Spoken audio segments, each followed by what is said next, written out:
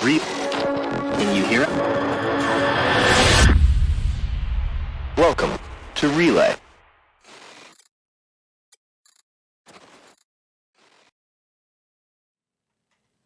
Hello. Hi. How's it going? Welcome. I'm all right. You're talking to me, right? Not anybody Yes. else. No one else. No one else matters. And no one else matters. Hello. Hey, he already sang. That's not fair. There are no questions yet. Oh, good point.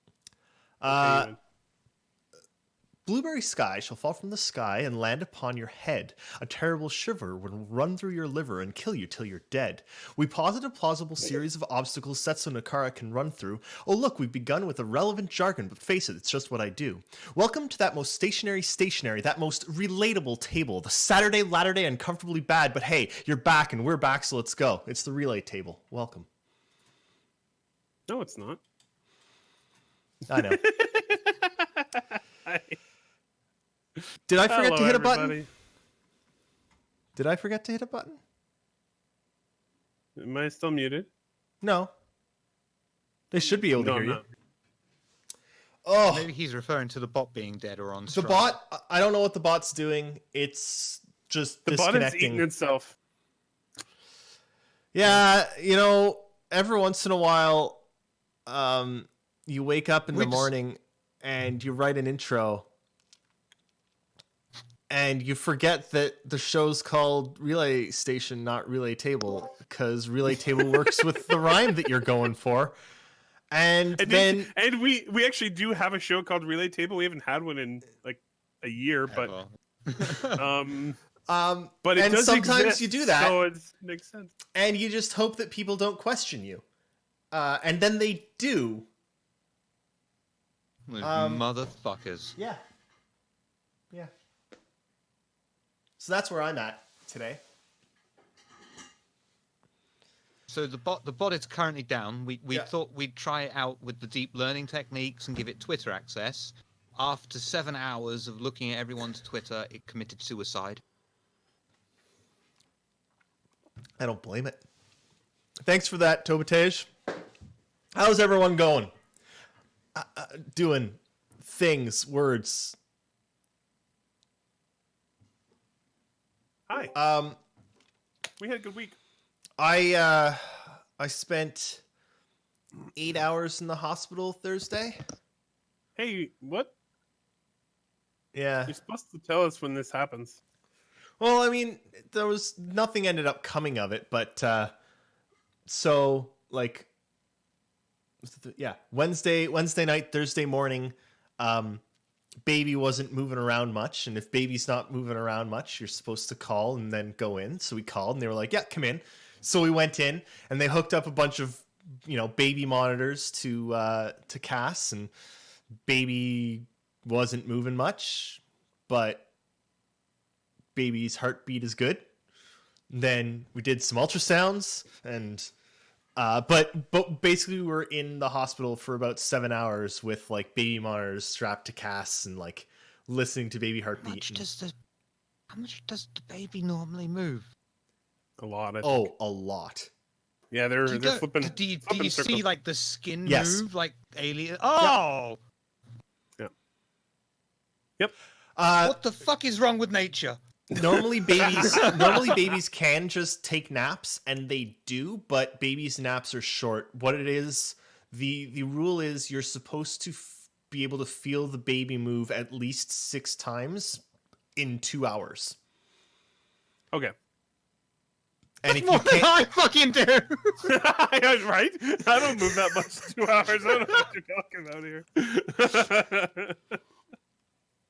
And I'm out here. Does baby have Wi-Fi access at the moment?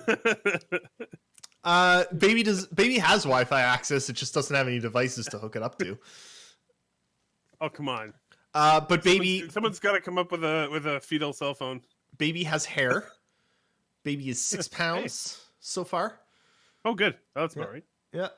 Well, I'm glad everything's okay. Yeah, That's everything's okay. It was just it was a long time sitting in the hospital. Yeah. And you're attached just to all for a lazy baby. Come on. Well, you're attached to a fetal heart rate monitor.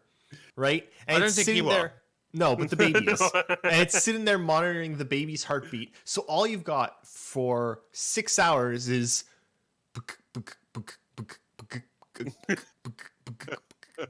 Oh, who gave it one of those fucking bouncy balls? right? All right.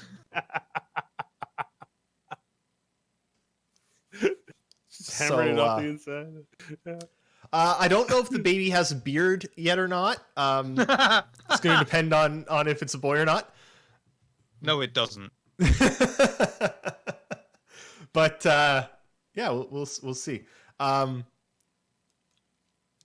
It should be soon though. Should be soon. So, yeah, that was this week, and I don't think I've recovered from. Honestly, largely from stress. Mm-hmm. Waking up and being like, yeah, baby's still not moving is like, okay. Let's go. It's a little bit of, Yeah. okay. Panic time. So, but yeah, so if I call this show the relay table today, I don't care. Yeah, neither do I. You're good. So that's where we're at. That's where we're at, and the bot's acting up, and I just don't care. So, how are you guys? How was your weeks? Good. I just walked 5K. This night. Yeah, good work. Thank you. They gave me a hat and everything, which is why my hair is all like, woo! Damn it! I had copied. There it is. Aha! Oh, but I want The bot to is ask dead. Questions. Just a bot. Right? Okay. Okay. Sure, Shiver, how Shaven? was your week? Yeah, Sorry, that's a good question. I keep forgetting where the hell I am. It was all right. We had our first Vampire the Masquerade session last night. How'd that go? More successful than I thought it would be. Awesome. That's good. Silence is a lucky bastard.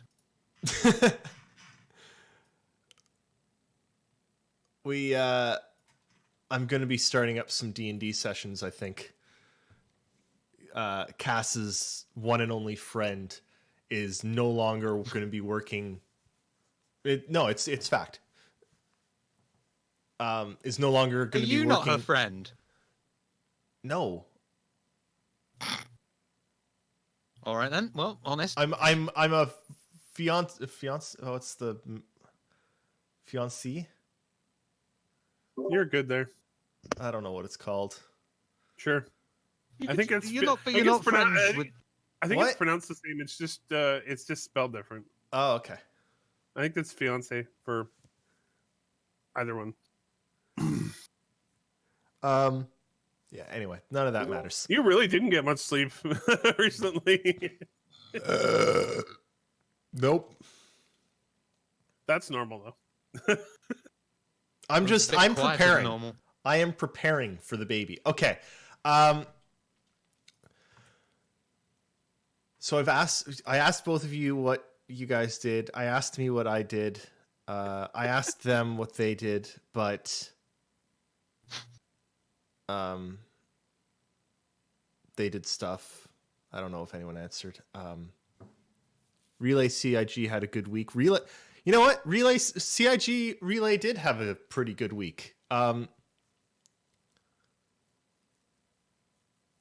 You are so tired.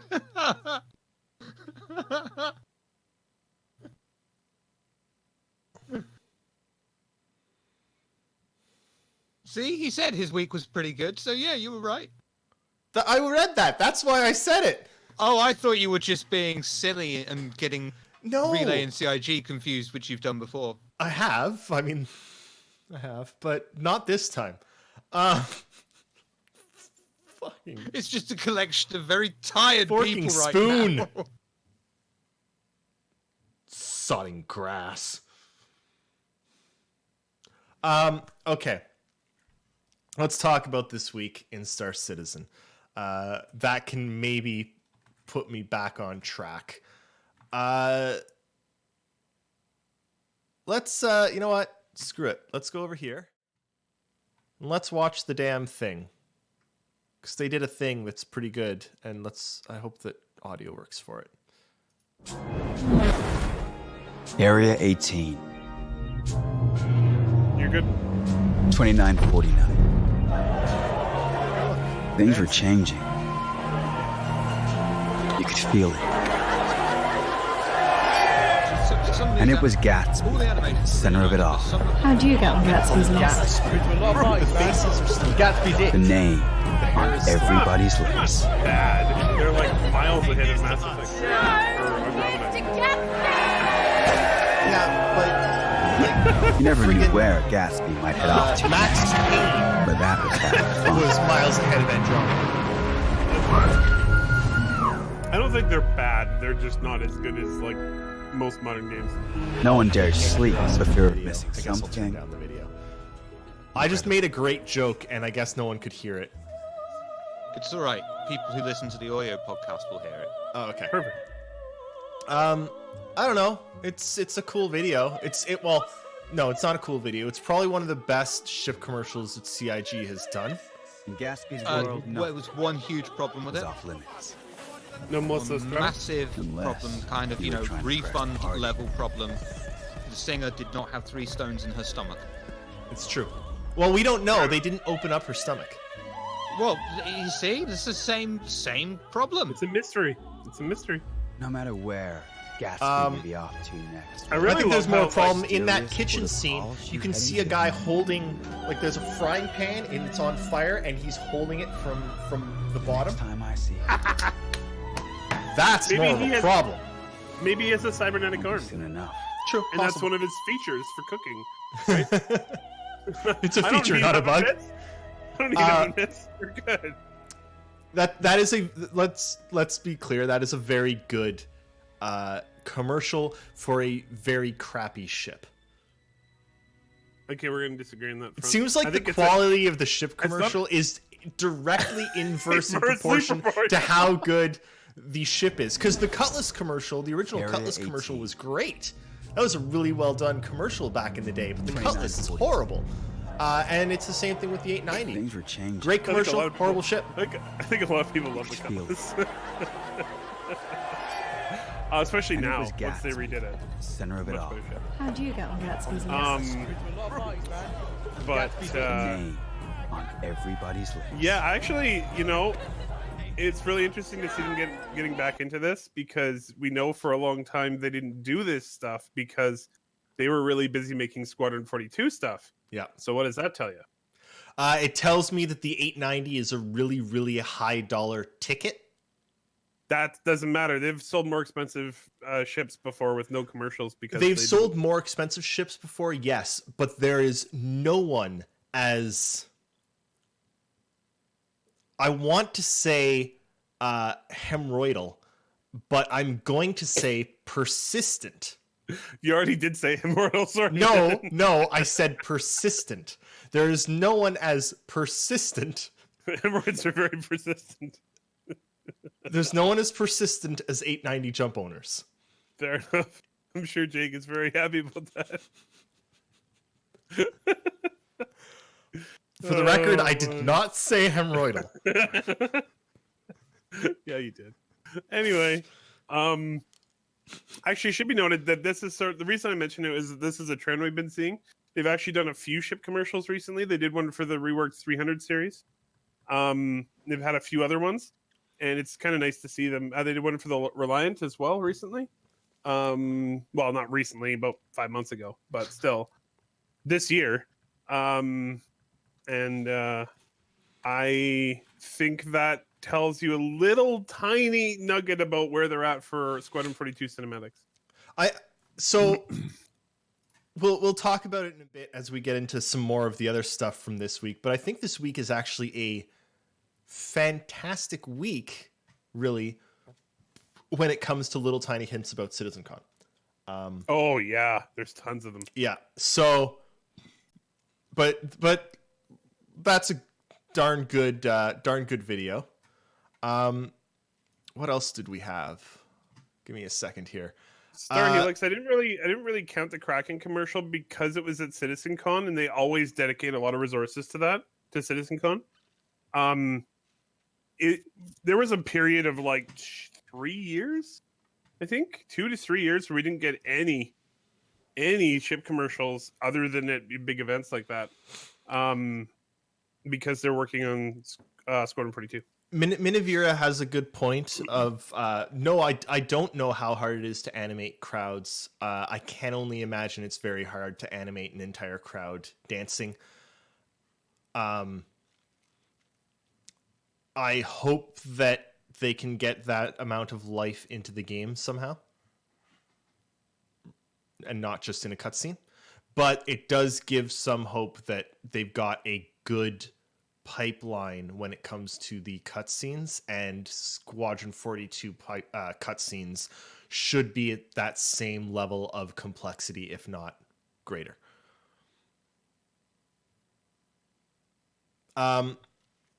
So because we're talking about a ship, let's talk about some other ships quickly. Yes, the Vanguards. Yeah, they talked a little bit about the Vanguards. The exteriors look cool. The interior looks cool. Mm-hmm. What do you think, Shiver? Isn't it awesome? All of us that have got a Vanguard have been waiting, for more detail, for something back on it, and it's looking meaty. It's the ship we wanted from the start. I love it. Heavy agree. I don't have a Sentinel, and I know that those are temporary displays, but they could kind of give you a peek into what it might look like, and I really like it.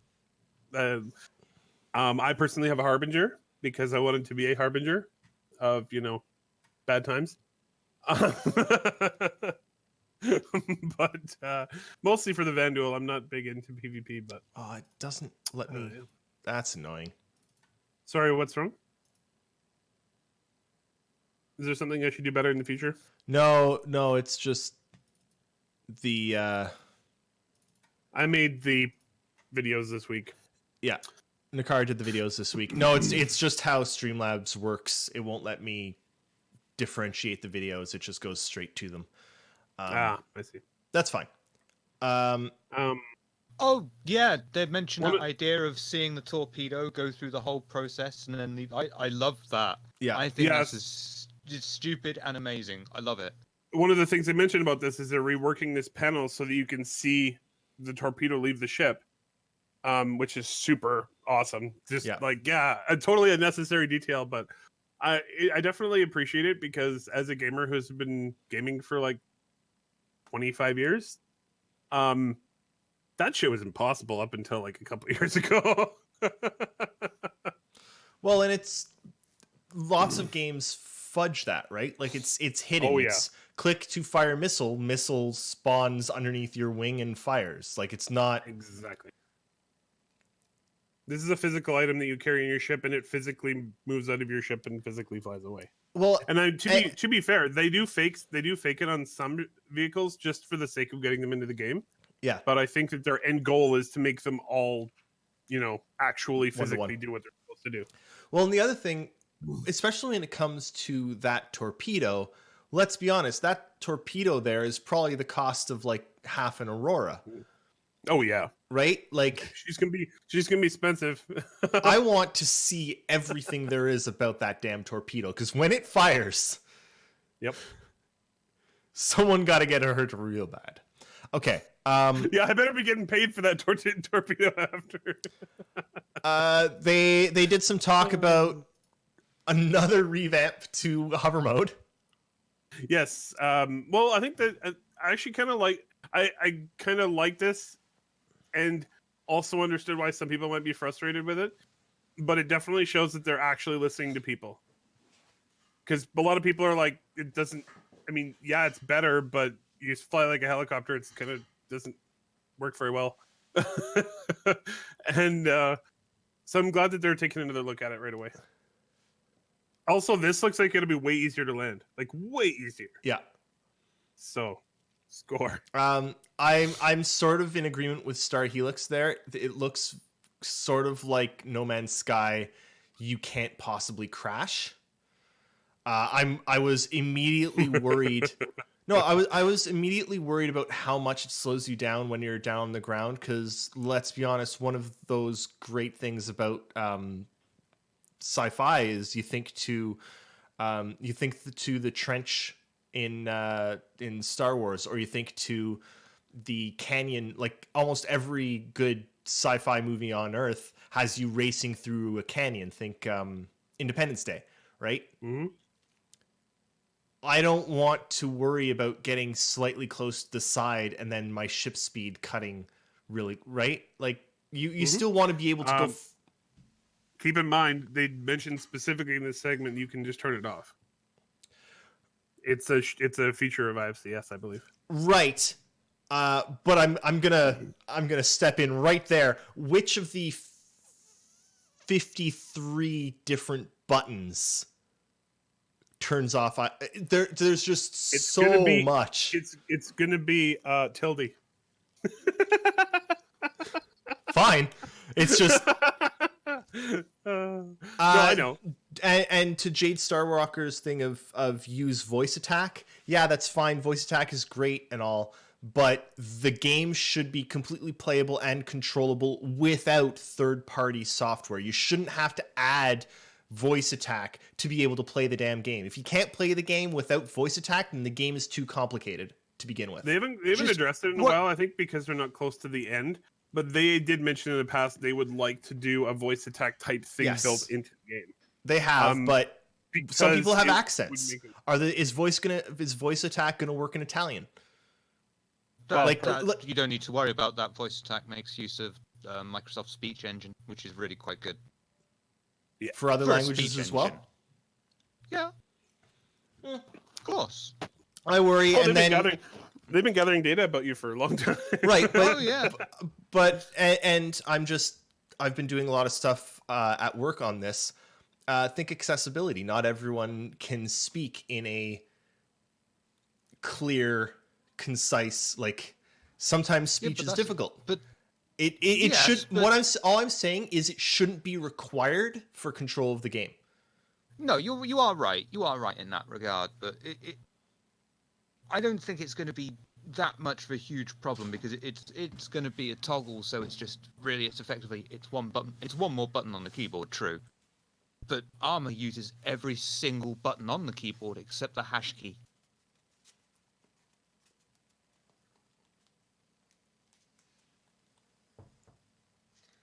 Hey guys, say hi to Bean.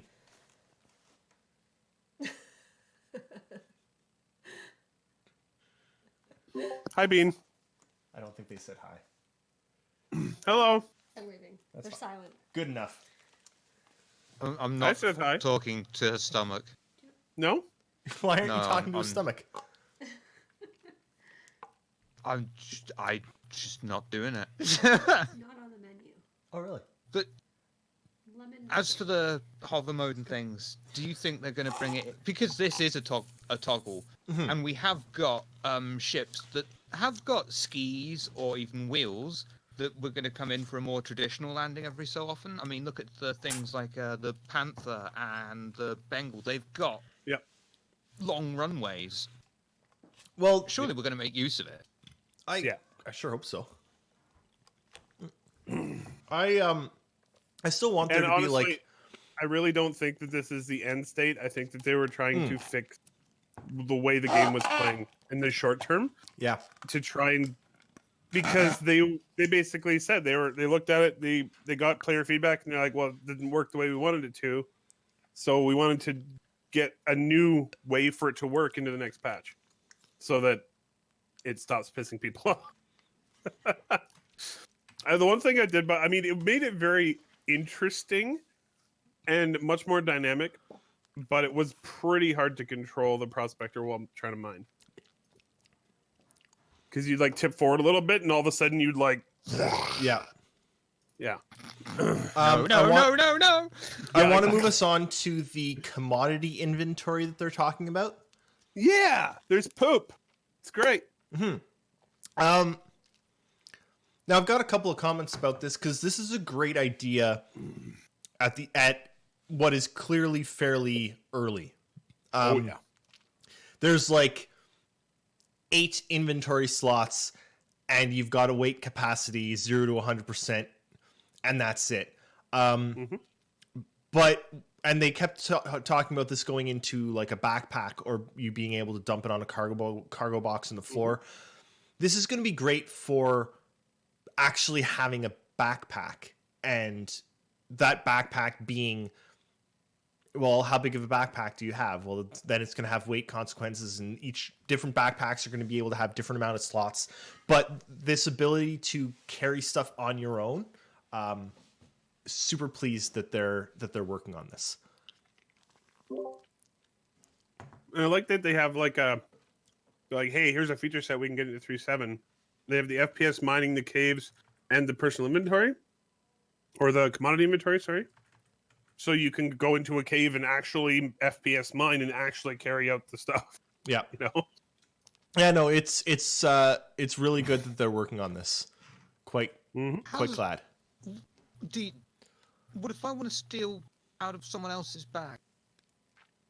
You should be able I to. think you're gonna have to answer that question on your own.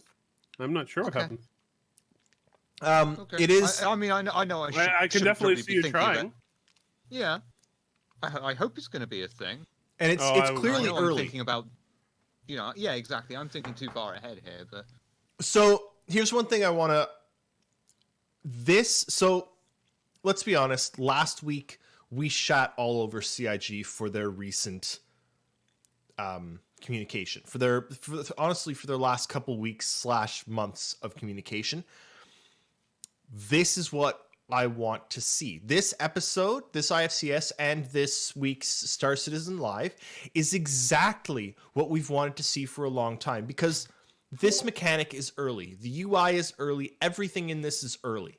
Same with the revamp of the proximity. That proximity assist, it's early. They realized there's a problem. Let's fix it, and let's show what we're fixing. That's what we've wanted. Does it look great right off the bat? No. But this is what we wanted. We wanted to be able to see what the hell's going on, and this episode did that. Yep. Like, straight up, this was a damn good week. By the way, if anybody here hasn't watched Star Citizen Live, get off your ass. I mean, watch us until we're done, but then go watch that. Well, I think we're done with the videos. Yeah, there weren't too many this week because the episode was pretty short. It was good, but it was short. It's short, but it's a good episode of Inside Star Citizen. But let's seriously talk about Star Citizen Live, because that's probably one of the best episodes of it they've had. Yep. Yeah, I would say I would say it's up there with the best Star Citizen Lives they've ever done. I mean, it's hard to beat Crotch Spider, but Yeah. I think you can get a cream for it. Seriously, Go like for it. we're gonna spend a good 10-15 minutes now talking about it. But if you haven't watched it, it's an hour and 3 minutes. You really do need to go watch it. Yeah. This is exactly what we need from Star Citizen Live.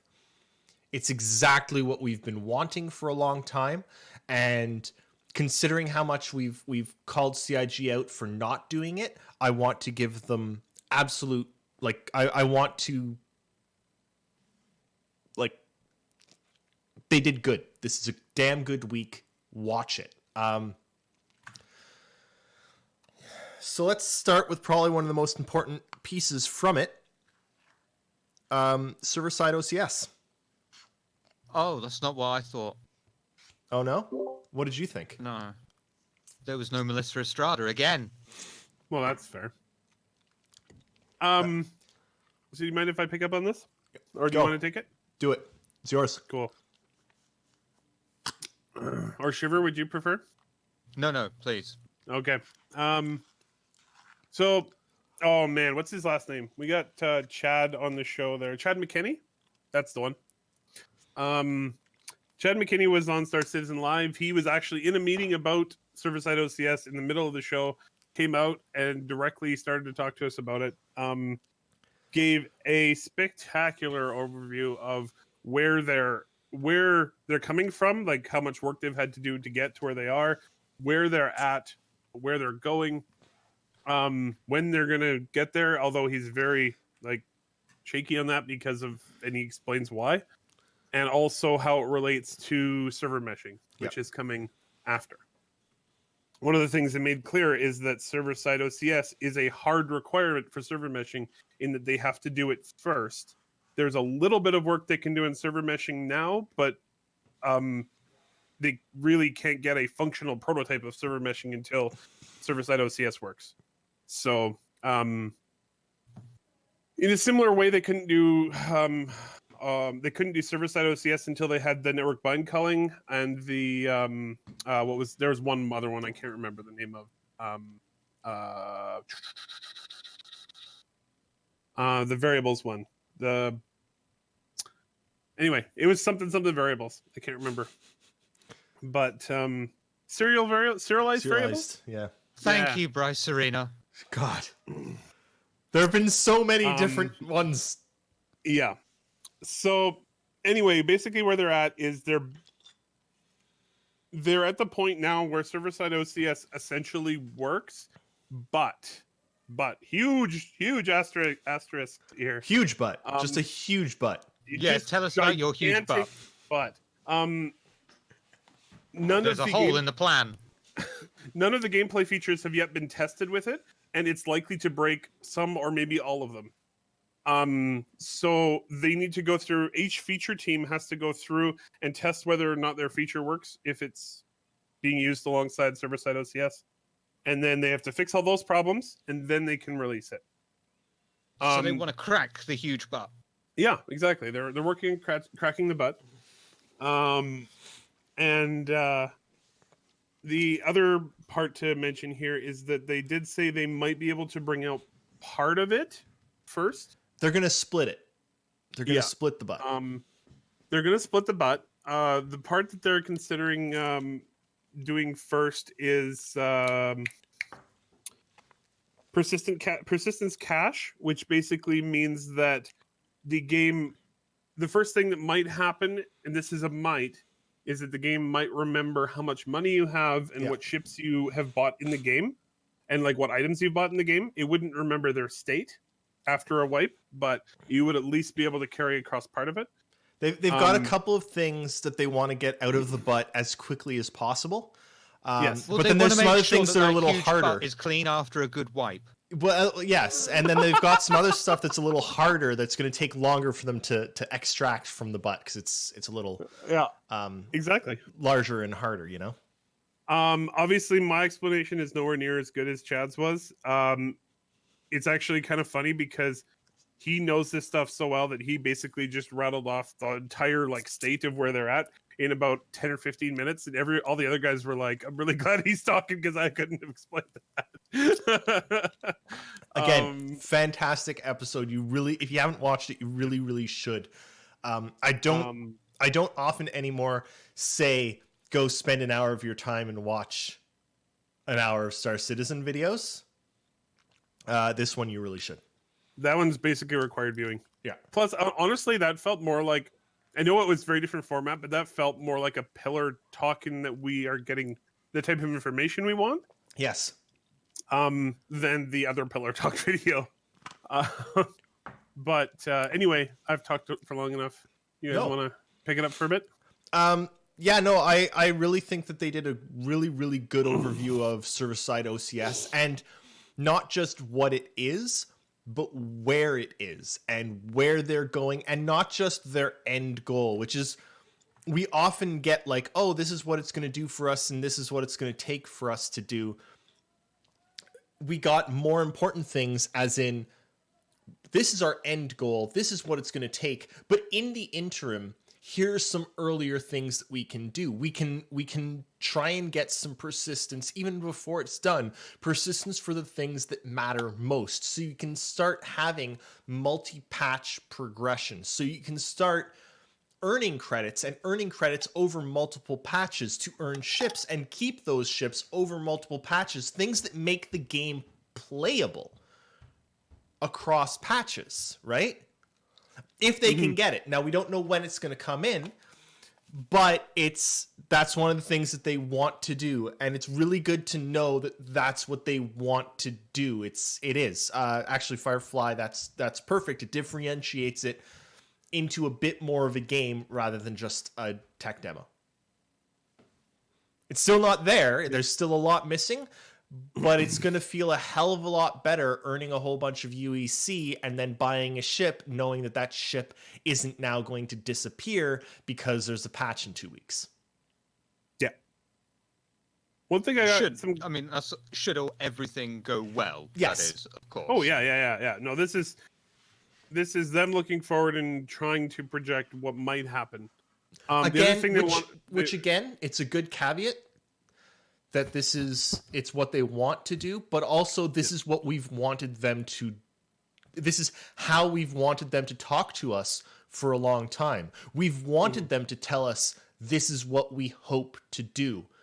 Can they do it? We don't know. Tell us if you can't, but tell us what you're trying to do. And they did this week. They told us what they're trying to do. And that's what we've wanted for like 4 years. And they always do it sometimes. Sometimes, yes. So like every several months they'll come out and be like, and we'll all be like, hey, they did what we wanted. Yay. Yep. But one of the things I wanted to touch on here is that they were pretty clear with they don't know how much, similar to how much they were not sure how much client-side OCS was going to help, because there's no way for them to know until they actually finish it. Yeah. They don't know how much server-side OCS will actually help with the performance of the game. They just wanted to put that out there because the hope is that once they put in server-side OCS, they can finish Stanton, because currently they can't because it will destroy the servers. Yeah. And they're sort of in this spot where we're gonna finish Microtech regardless, but we might not be able to put it in the game. Or what they were saying is they may have to take out another location to put it in the game because it might be too much. Unless they have server-side OCS, and then maybe even if they do, if they don't have server meshing yet. Yeah. It's one of those like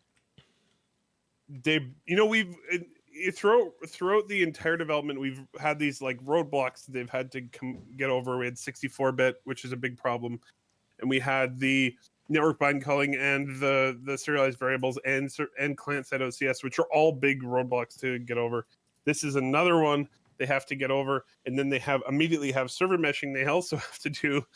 And these are like, where a lot of our features are like 3 or 6 months for them to develop, or chips. These pieces are years, like 1 to 2 years generally for each of them. And on that point, we actually heard about another one of those, which is they actually refreshed us and gave us some information about the state of the Vulkan implementation and the refactor, which is good to hear. It's always nice to know that they're working on it. Mm-hmm. They did mention that this, and they've repeated this a couple times, but it always makes me happy to hear it. They are not porting Star Citizen from DirectX 11 to Vulkan. They're refactoring the engine completely so that it is a native Vulkan game. So the reason for that is that allows them to take advantage of all of the features of Vulkan rather than just some of them. Because this is a pretty graphically demanding game, they're going to want to use every last feature they can get their hands on. And the reason to go with Vulkan over DX11 is because Vulkan is that bit more open compared with DX11, or even DX12, I suppose, which is only going to work in Windows properly, whereas if it's on the Vulkan, it'll work on Mac, it'll work on Linux, it'll work anywhere, any system. I mean, that's the funny thing with Vulkan; it actually works across, like, I believe it works on Android as well, and not that you could ever get an Android phone to run Star Citizen, but Star Citizen I on believe, Android when? I mean, probably 2030. We'll Works be for like, me. I'm playing Star Citizen on my Android Hey, tablet. I think in 2030, androids will be playing Star Citizen. There are a couple other points I want to make before I move into another point man. I want to make. Tons. So they talked a little bit about how they did another little explanation about last week's Pillar Talk and sort of what the takeaway from it should be. And the large takeaway is that that this allows them to complete features rather than just squeak the feature in and then spend a couple of patches patching that feature. The idea is they can complete a feature and get it in, and there'll just be a couple bugs rather than, which is good. I do approve of that. It's better for us to get more full features in than things that are completely broken and you can't even play for the first 8 to 10 patches anyway. Yeah. Yeah, no, I think that they were very upfront with their frustration. Yeah. They were getting frustrated because they weren't able to finish things on time. And they found a way. I think it's an elegant solution. They basically found a way to still deliver a patch every 3 months, but have all of the features of it having been developed for 6 months at least, which just helps them make things that will actually work. They also talked about, and this is a good thing, they also talked about being a lot more open with regards to the roadmap. Mm-hmm.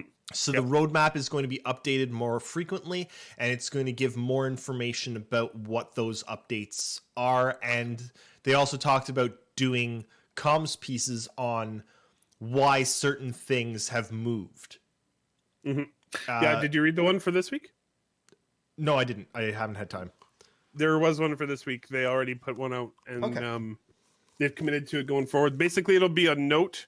Basically, just a short note explaining the changes that have the big changes that have happened to the roadmap every week, and it will accompany. It'll basically be released about the same time as the roadmap update, and it was something that's good. Like they were talking about. I mean, it won't make you very happy, but they were talking about how they decided to push back salvage in favor of refuel and repair and fuel harvesting and that stuff. You're wrong there. I don't actually care that they pushed back salvage. Okay. The fact that they are explaining why is all I want. Fair enough. And they also explain, they're like, this team is doing, that has these features. We decided to have them do, XYZ feature first and then move on to salvage. That's fine. Tell us. All they need to do, all they have ever needed to do is tell us. Shiver, some thoughts from you. You've been silent for a bit. I'm tired, but I agree.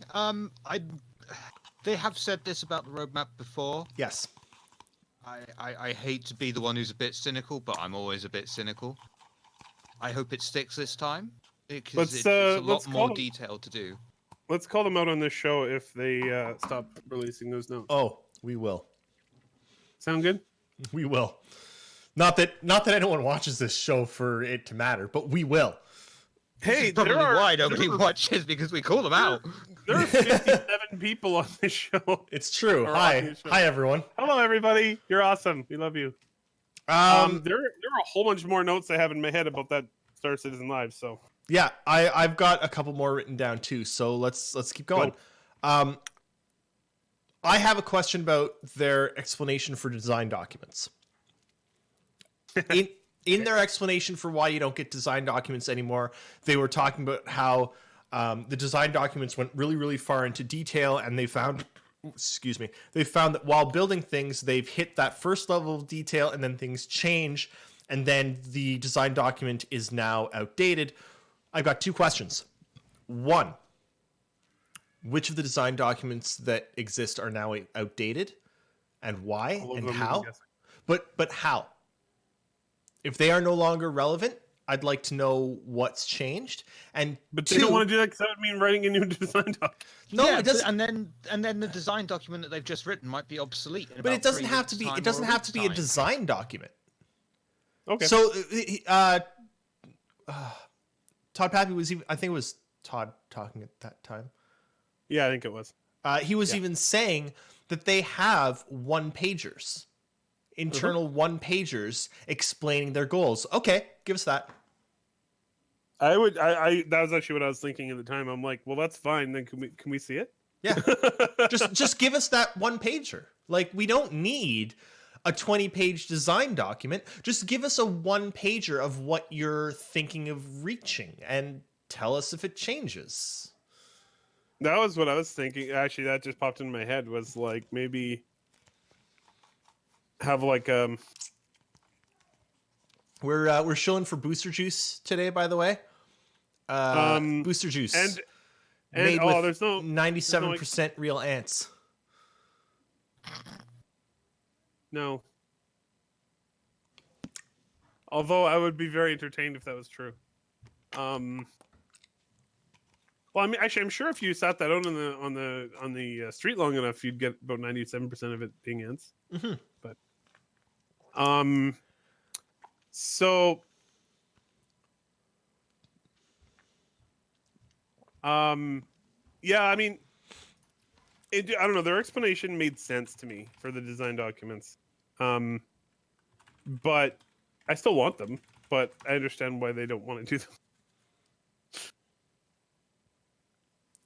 I think that CIG don't need to do a hell of a lot of work on that. Just do a quick sanitization and release it. I think the don't problem think that's is the main problem. I think the main problem from CIG's perspective is if they post this thing and a lot of people suddenly like it, but they go a different direction because they have to or because they choose to, then that's people are gonna have a lot of bad and things you know to what? say. And you know what? It's a damn shame that back in 2012 they said development would be open. But you're fucked now. Sorry. Development should be open. Tell us what's going on. Because people reacted so well when they saw the golf swing mechanic that was in the end just a placeholder. But that's in fairness, if CIG had just fucking said at the time, this is a placeholder mechanic for whatever, in fairness, then maybe we wouldn't have hit the roof, to be devil's advocate to myself. But we didn't hit the roof. Who hit the roof? There was some roof hitting. Not from us. no, not from us. Who hit the We roof? don't count as people. Oh, I know. All the people who hit the roof. Hit the yeah, roof. but guess what? This is the relay station. This isn't the Star Citizen community station. I don't give a shit about the rest of the community. They can all be completely nuts for all I care. This is us. We are rational, normal human beings. No, we're not. I'm Not at considering this from our perspective. We are rational. We understand. So show us. What, just us three, yeah. Yeah, just us. No one else. Yeah, that's all right. Take that along to Chris. Wow.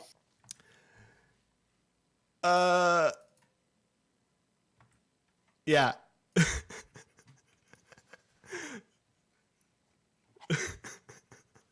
So One other thing or you go, Nakara. I've got one other thing, but your turn. okay. Well, Shiver gets the turn too. Do you want to turn, Shiver? I wouldn't want to go before Okay. or after. No, I would, yeah. I wouldn't want to go before or after you, Nakara. I kind of. This one's an interesting one because afterwards I kind of felt like I should have thought about this more, but I guess it just didn't really click with me. I really appreciated Todd Pappy talking about how right now the majority of the people working at CIG are working almost exclusively on Squadron 42. And that kind of answered a question I had in my head, because it feels like development progress for the PU is pretty slow right now. But I don't know why it didn't really click into me that maybe that's why. is because they're in the last year here, maybe year and a half. Maybe 3. I don't think they're that far away, but personally, they're in the home stretch here for making Squadron. They have all of their, the motion capture, all the underlying tech is basically done. And yeah, they have 500 people. I bet you 350 of them are basically just doing Squadron. Well, I mean, the last week it was that they officially delayed it by a couple of a few weeks. 3 months. 3 months. 3 months. Yeah. A few weeks, 3 months. It's a quarter. They delayed it by a quarter. 3 months. Really? Are you sure? 3 months? That was my reaction. Exactly. So I've actually, But okay. I have some thoughts on that.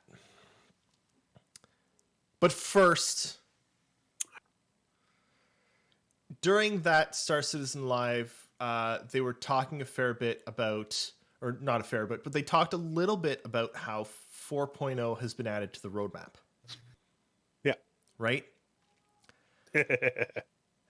Yeah. And there's not much in it.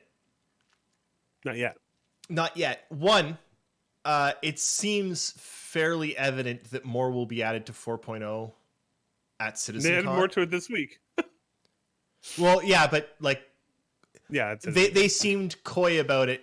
I at least am assuming that something large will be added to 4.0 at CitizenCon, because they did say, the question was, is 4.0 going to be as big a jump as 3.0 was and as 2.0 was?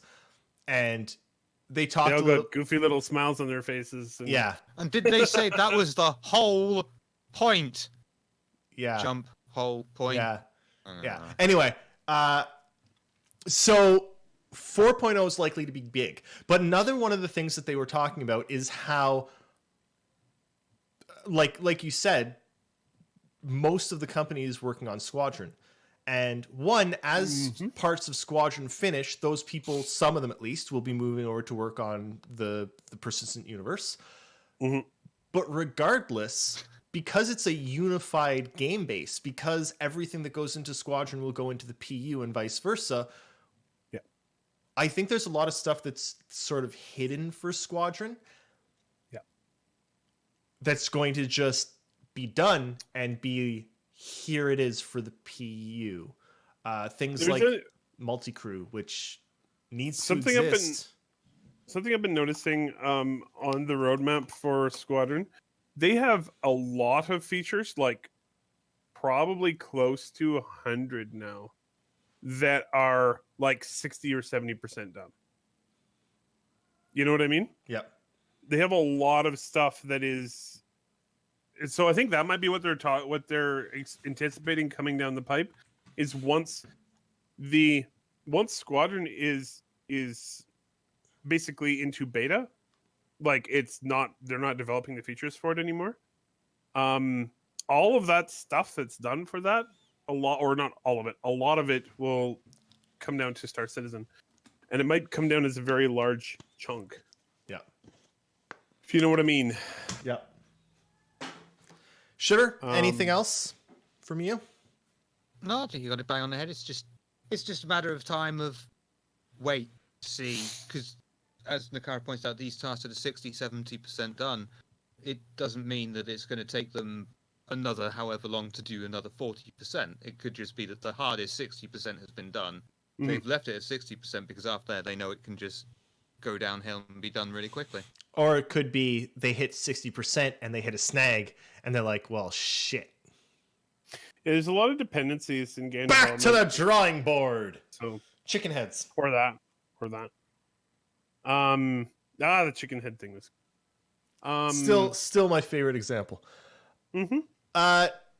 Eric, quickly, really quickly, anything else from well, there's so much. I know, quickly. I want to get to some of these questions at least. We don't have that many, but I'm actually going to tag on to what we just talked about. One of the things that Todd Pappy did mention is that while yes, a lot of developers will start flowing off of Squadron and onto Star Citizen, he did mention that that won't be like a flood when they're done. Those developers will finish up what they're working on for Squadron, and if there's nothing else for them to work on for Squadron, they'll move over to Star Citizen. So it'll be like a slow transition, kind of, if you know what I mean, from one to the other. So you'll slowly see the pace, or the implication of what he said was you'll slowly see the pace of Star Citizen's development increase as Squadron is completed. Now, my guess, looking at the roadmap, is probably by, okay, let's be super conservative here. By the end of next year, they should be functionally complete. So, yeah. Keep in mind, not all. There's going to be a lot of people that can move directly onto episode 2, but there are a lot of people. But there's going to be a lot of, well, story can move on, cinematics could move on, things like that. But yeah, when it comes to gameplay features, there aren't going to be environment artists. All those guys are going to be working their asses off on Star Citizen. Lots of it's going to be moving over to Star Citizen. So it's going to depend on the team, but there are like 15 ships on the Squadron 42 roadmap. Yeah. So all the people working on all those ships. We might finally get some historical ships. Most of those ships are also like 60 to 95% complete. Currently looking at the roadmap. Things like the Bengal and the Cleaver and the Sidnus, which I love. I want a Sidnus. I want to fly a giant freaking spider around and mine things. Terrify people. Should have been doing this the whole time. Sorry, I completely forgot. Did you press the record button? I did at least press the record button. Woo! Okay. Nakara, anything else quickly, or is it time for some questions? Let's go to questions. If I think of anything else, I'll pipe up. Oh, did the scene chain mess with the audio? That's weird. I don't know. Streamlabs has been having some issues for me today. Okay, let's go. It's some issues. Okay, Darth Plagueis the Wise. What do you think is holding back this quarter 2 Squadron 42 chapters from progressing or being signed off on? Quarter 2 chapters. That's a good question. Yeah, they're still developing. Like the things that were supposed to be done in quarter 2, they have about 10 chapters that are not done yet. What do I think is holding them back? I think, I know this is going to sound a little silly, but I just think that it's probably taking them longer than they expected. Like everything is, because that's just how it goes in game development. So not one particular thing, a group of pretty much everything. Most of those stages are 3 of them are gray box. 2 of them are white box, are like 8 of them are like white box playable. So that's getting the chapter actually playable, and I'm sure that's not the easiest thing in the world to do. So, yeah. I do think it's funny that chapter 1 is like the furthest behind of all the chapters. Yeah, it's pretty good.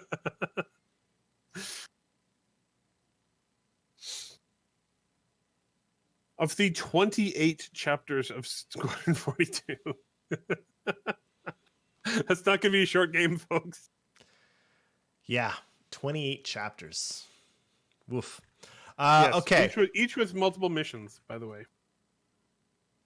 Fastcart asks, how much do you think it costs to get the opera singer from The Fifth Element? A lot. With or without the makeup? With or without the stones inside? Well, she hasn't got the stones inside anymore. They took them out in a movie.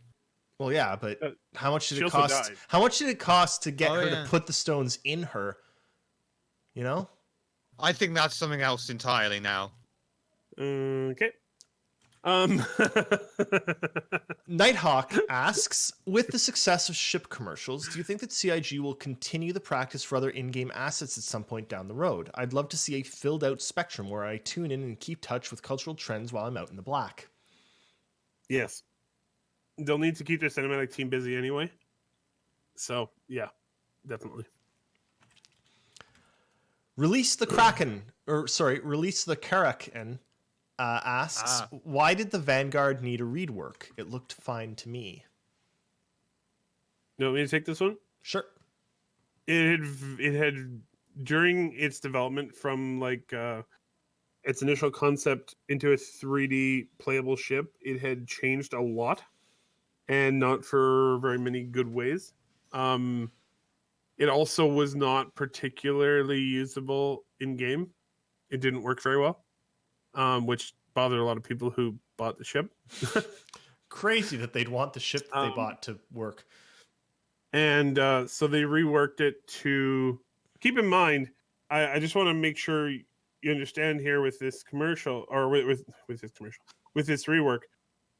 It's been done for quite a while. Like the base Vanguard was done. What was it? 6 months ago? Something like that. God, I don't have that kind of memory. Yeah, was it that long? It was a while ago. The base Vanguard's been done for quite a while, and then this is just the variants. They're just finishing off the lineup. So why did it need a rework? Because they wanted to bring it back closer to the original concept, because the original concept was freaking amazing. And so they were just trying to steer it back in the right direction. What they need to rework. What they're seeing right now is just the variants are being finished up. What they need to rework is the freelancer. They do. Oh God. I think it's not gonna happen, man. I think before the rework, Vanguard was kind of old as well, so it probably needed to be brought up a bit to spec. Yep. Nighthawk again. Do you want me to read this one? Yep. I have to pull up something. With the Vanguard Sentinel, what are your thoughts on the design? You do not have to pull that up again. Oh. With the Vanguard Sentinel, what are your thoughts on the design of the Electronic Warfare suite? With no context connecting it to gameplay, I'm having a hard time developing an opinion of it one way or the other.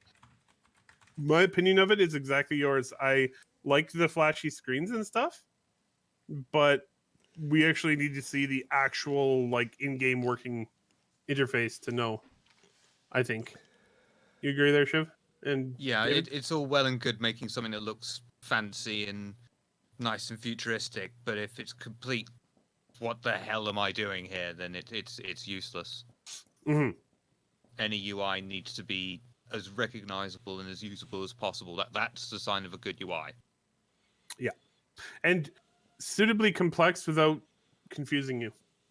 Like complex enough to allow you to do what you want. I just want everyone to know that everything else when it comes to Star Citizen and Relay is in a Relay folder, and then assets are buried in September 2019, September 7th, 20. All these this is on my desktop. Yes, it is. So that I will never ever lose where this is. Ever. It's his favorite chip that doesn't exist. Firefly, this was a choice. This was the second choice of two choices that was given to the community way back when they were designing the Freelancer. There was Freelancer 1, which is what we got, and MISC Ship 1, which is what we got, and MISC Ship 2, which is this, and the community got to vote, and the first sign when it came to Star Citizen that the community was completely off base and a bunch of nutsos was that they chose the current Freelancer over this. Okay. Now that we've gone through that again. Every 2 months. Yep. I am never letting this one go. Ever. You can no longer roll your eyes at me whenever I mention Melissa Estrada now. I can because that's not every 2 months. That's every 2 days. Well, we haven't seen it for 2 years. And we haven't seen that ship for 8. Yeah, good point. 6. Lost. No, that's not true. We just fucking saw it because you keep showing Because it of to me. us, you asshole. Because of me. Okay. Uh, Ashley, ask. where are we? Ashley asks, Ashley asks. what happens if a missile bay or torpedo explodes by getting shot while in storage? It explodes. See, it explodes and your ship blows up Yep. a lot. They talked about that really early on, actually, when it came to grenades. If you've got a grenade on your character, that grenade is there, and if someone shoots that grenade might explode. Boom. Even if it's not live or armed. I think it depends on what the grenade is and what it's hit by. Yes. See Oh. me and Coffee Gaming here. Can I? This just passed through my head and I don't want it to go away. This is totally off topic though. I like the Q&A this week about the Nautilus. It gave me a lot better idea of what the ship is and why it is, kind of. But some really important things that for anybody who hasn't read the Q&A, I thought that were interesting. They're thinking of their concept for mines is that they will persist for days, not like minutes. The mines are actually like they're big. They're 4 meters by 4 meters by 4 meters, so they're almost the size of a ship. Okay. And which is part of the reason why it can only carry 24 of them because they're huge. And they also will have very long range. They use normal ship components, so you can change the components on the mine to whatever you want. So they're like customizable. They just use the normal ship components.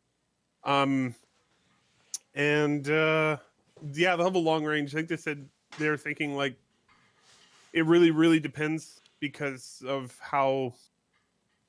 what weapons you put on the mines, kind of deal. Right. But they were talking like 10 kilometers ish type of range, and they will chase a ship until they're sure they can't catch it. So yeah. Also, they won't go into atmosphere, and they can't handle gravity. So Good. Ashley asks another one. Is there a MacBook config that can ever run Star Citizen? Yes. I think someone was looking in the chat earlier and said the cheapest one they could find was starting at $2.5K. Oh yeah. They're stupid expensive. They're asking if there's one powerful enough to run Star Citizen. Yes, not very well, but it'll run it. There's no. I mean, if you can get a super powerful Mac if you want, but they're like 30 grand. Yeah. That'll run it really well. They're ridiculous. To get like really powerful graphics cards in a Mac, you need to buy the like ridiculously expensive ones. What's the point of buying a Mac anymore since they went over to Intel CPUs? The software. But you can Can always you not still do a Hackintosh? you can still do Hackintosh, yeah. Oh, okay.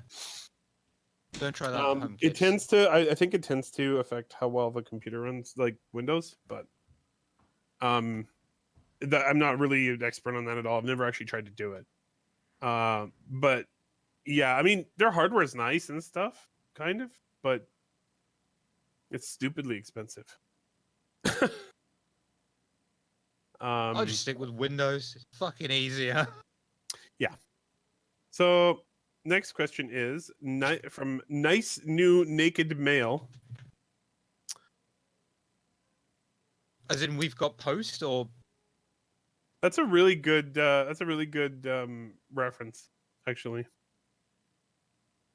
Sean Tracy. Gotta love him. Our new naked male.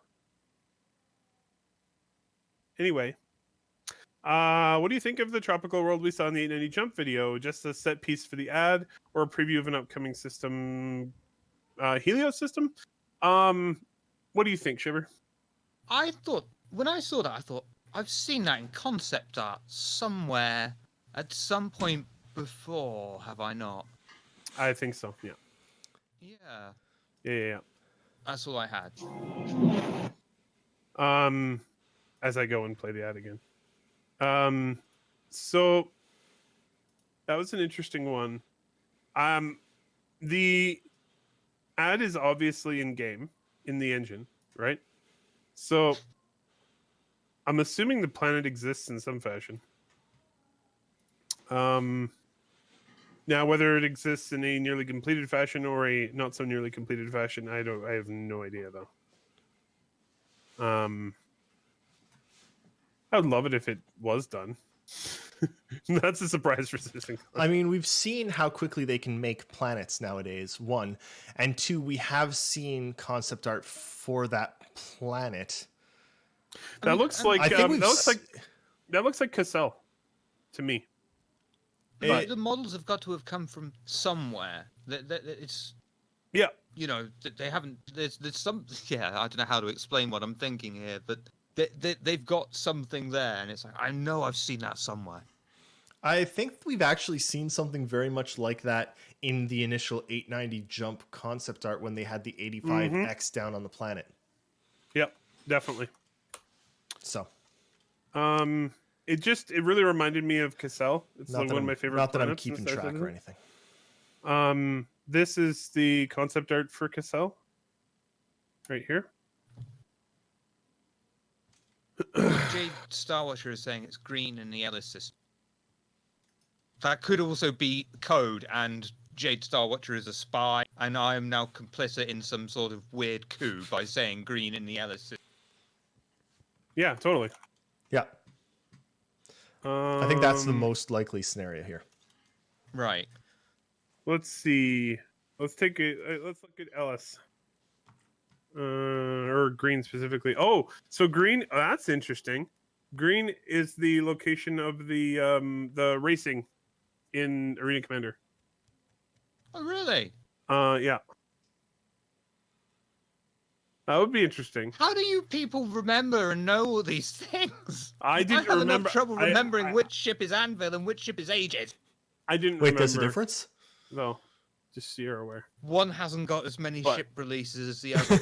But Jade Starwatcher, remember, or was it Jade Starwatcher? Yeah, Well, but good Jade on for you, Starwatcher, Jade remember. Starwatcher. We can't even remember who it was that reminded us. We are experts, is what I'm trying Wow. to say. If it wasn't for fucking the Astropub, I wouldn't even have a clue there was lore for this game. There's a lot of lore for this game, like enormous amounts. Once upon a time, I contributed to writing some of Also- the lore for this game. So I just want remember to, those I just want to give a thumbs up to Chris Roberts and CIG, for deciding back in 2012 that they really needed to start in the lore then Yeah. and have it go all through development. Because then when you get to the end, you actually have a lore. You know what I mean? You don't then hire writers to like try and make stuff up at that point. They done a good job and they have enormous amounts of it. And Sherry Heiberg has a big job Yeah. because she has to do the Galactopedia and it's going to be enormous. Might be bigger than Wikipedia. I'm not gonna lie, Minivira. I engaged with the lore for quite a while, and then between engaging with all of the lore that exists and all of the development content, it just started taking too much damn time. Yeah, I occasionally will dive into it and read or watch a whole bunch of it. There's a lot of great videos out there. I've read a lot of it, but there's also a lot of it I haven't read because there's enormous amounts of it. Yeah. So, but when the game gets closer to release, I'll definitely start digging in again. I really enjoyed the Time Capsule series. Oh, they were so good. Really enjoyed that one. That was part of what made I think that is a completely unappreciated part of what made the Kickstarter successful, because that's what sold me on the game. Really? Was I went and read them all and I'm like, this sounds awesome. You know?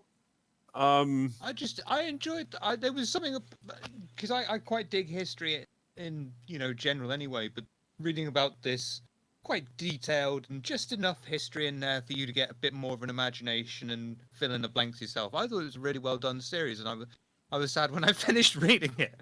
Me too, definitely.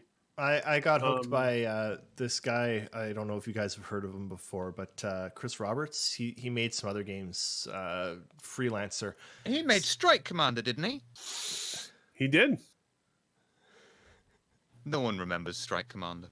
I remember what it was, but Okay, we got 15 minutes left and 4 questions, so I want to get through We're these. good. We're good so far, but I'm also really tired, so it might take a while. Not the Bees asks, Bees! how many star systems do you think we'll visit in Squadron 42? Don't we know that? I'm guessing 2. Yeah, I'm saying 2, but I'm worried now. I thought it was going to be think 3. I think it's at least Odin and Vega, and there might be a third. I know those 2 are in for sure, Odin and Vega, but I don't know about any others. I'm going to say Odin we're going is to end the up big one. seeing like 18 through jumps, but Oh, God. we're not going to have control over the jumps. Just vook, vook, vook. Well, yeah, and it'll be It'd like, be like the great scene from Guardians of the Galaxy 2 where Yes. they like do the 30 system jump and they're just Yeah. like voop, voop, voop, voop, voop, voop. Yeah. Exactly. I think we'll be in more, but we'll only have significant gameplay in like 2 or 3. Ashley asks, is there any way we get to walk through an Idris before Squadron 42 comes out? Yeah, the Squadron 42 beta. If it's public. Yeah, you're optimistic there. Well, I don't want it to be public, so no. I'm assuming that Ashley here would also like the previously envisioned Arena Commander 3.0 capture the Idris mode, because I got really excited for that. I thought, yeah, that sounds really good. I want to capture the Idris mode. So there was a game series that used to be really, really good called Battlefield. And there used to be, a long time ago, there was a great Battlefield game called Battlefield 2142. And one of the ideas in 2142 was there was this giant ship floating above the planet where people would spawn, and they'd like fly down to the planet and attack people on the planet. And it was like one team had to try and destroy everyone on the planet. The other team had to try and get up there and capture the ship that was up there. There were a bunch of different game modes. That wasn't Titan mode though. No, but there was there was Titan mode. There were a bunch of different ones. But I mean, That was such a fucking good game. It sort of seems like CIG have everything they'd need to recreate that. On an even bigger scale. Yes. Yep.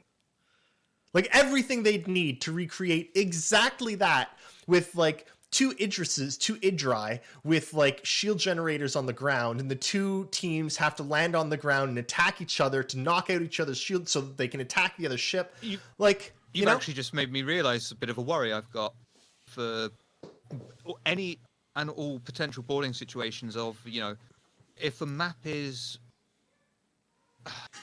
If they don't realise a map is imbalanced, because you could have a noob tuber, as they used to be called in 2142, just someone who sat there with an AoE, massive fucking heavy weapon, guarding a specific point, and you can't get to him because it's in such a tiny little area that you can't quite lock onto him, but they can get you straight away. Then how are they going to address that if it's on a ship? Because then, like, you've got to remap out the entire ship, or just go, well, fuck it, it's too late now. You probably don't have to remap out the entire ship. You probably just change that one little spot and make it so it's not as armored. Easy fix. 2142 was great. Ashley also asks, I'm going back to school studying game design. Congrats. I need laptop recommendations. Do you have any? I use a Chromebook. So Probably not what they're looking for. no. No, I can't help. But actually, in the Relay Discord, in the off-topic section recently, looking up just a bit, someone did ask that exact question, and there was a little bit, going back to September 2nd, there was a little bit of chat about laptops. But yeah, I don't know anything about laptops anymore. I actually do have a. Well, it depends how much money they want to spend. Who is this question from? Ashley. Ashley. Ashley. Hit me up in Discord. Let me know how much you want to spend. I might have a recommendation. There you go. Because I did help a friend buy a laptop recently, and it was really nice. So, yeah. Rudy Tooty Point and Shooty says, Eris, will you please shave? You're moving into that homeless alcoholic uncle stage. Nah, man. I'm not there yet. Yeah. Oh, yeah. I just need to do a trim under here, and then I'm fine.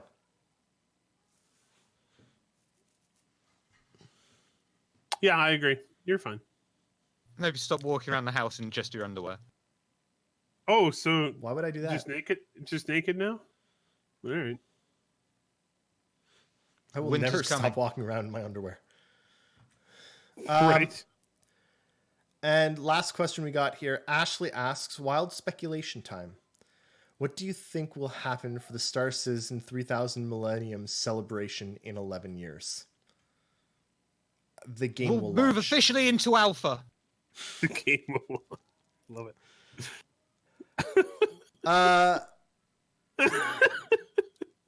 No, Oh, God. I'd say that That's might amazing. be the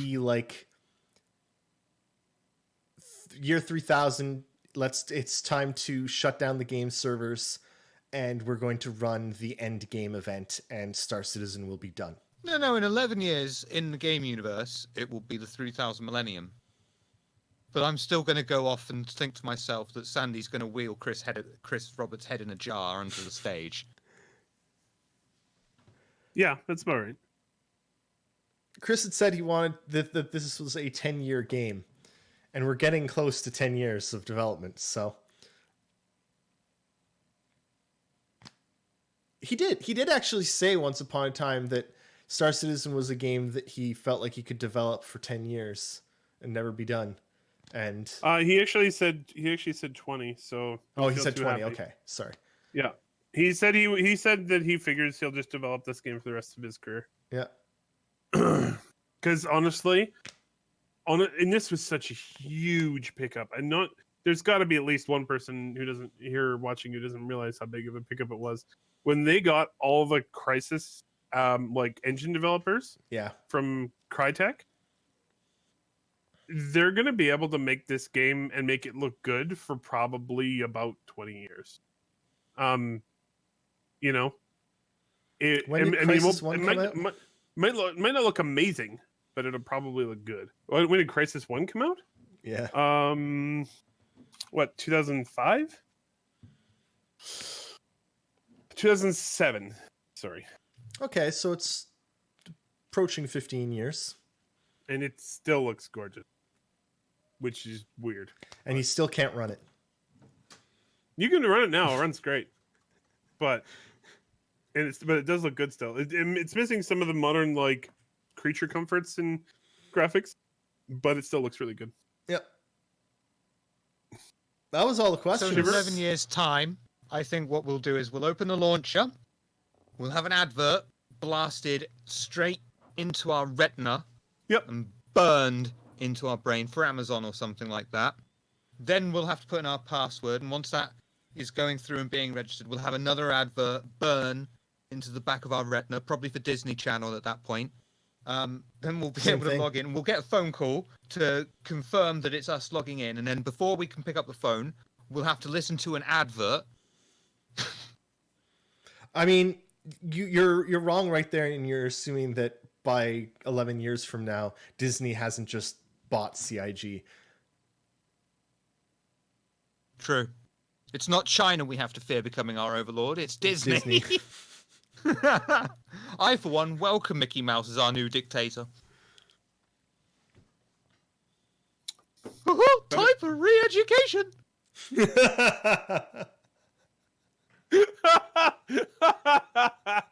I would, if that in that alternate future where that actually happens, definitely they need to like pull out the like 1920s and 1930s Mickey Mouse cartoons, and that will be the basis for it.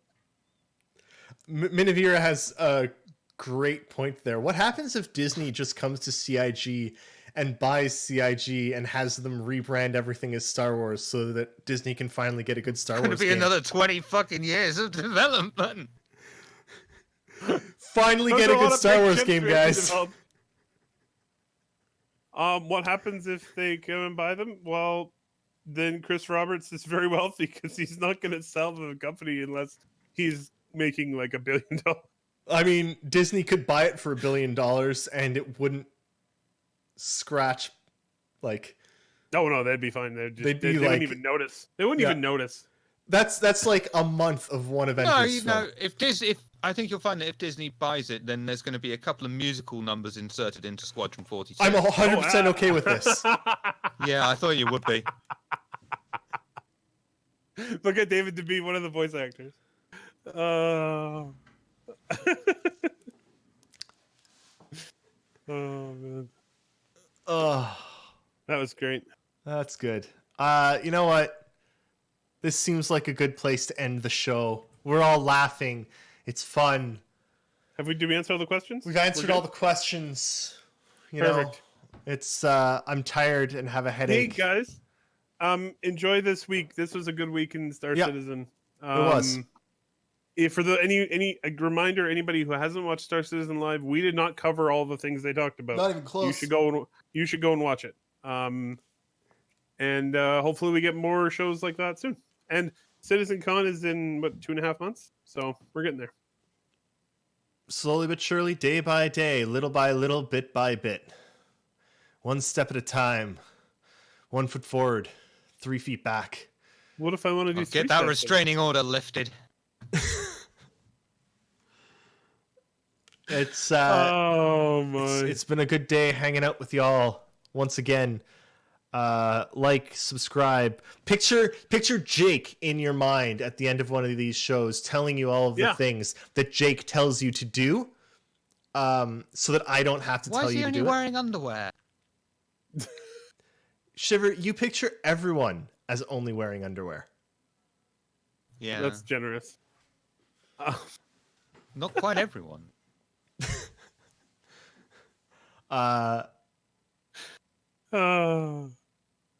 Did you guys know that geese have teeth? No, actually, Geese have teeth.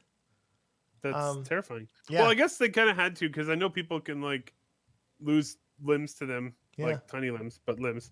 Yeah. They taste very nice, though. Yeah. Never been a fan of goose actually. I've never had goose. I like duck. Amazing. It makes duck look like veal. Veal's delicious. Exactly. He's saying I'm goose. not thinking of veal. You meant it the other way around. Right? Gruel. Oh, gruel. Yeah. Oh, okay. Because veal and gruel are so similar. Yeah, totally. Yeah. Mm-hmm. All right. Thanks, everybody. Yeah. Great show. Good hanging out with y'all. See you next week. Bye-bye. Bye.